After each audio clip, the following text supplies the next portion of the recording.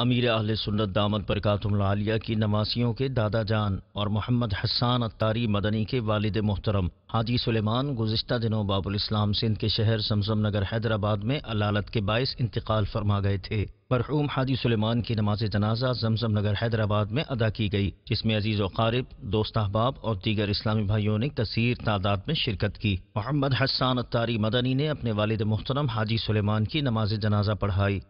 اللہ اکبر۔ مرحوم کو زمزم نگر حیدرآباد کے قبرستان میں سینکڑوں افراد کی موجودگی میں سپرد خاک کیا گیا۔ مرنا ہے آخر موت ہے۔ جنازے میں شریک اسلامی بھائیوں نے مرحوم کے لیے دعائے مغفرت بھی کی۔ یا رب العالمین، مالک کریم، اے مولا ہمیں ان کے لیے زیادہ سے زیادہ ایصال ثواب کرنے کی توفیق عطا فرما۔ اے اللہ میدان محشر میں سرکار صلی اللہ تعالی علیہ وآلہ وسلم کی شفاعت نصیب فرما۔ جنت الفردوس میں پیارے حبیب صلی اللہ تعالی علیہ وآلہ وسلم کا پڑوس عطا فرما۔ اب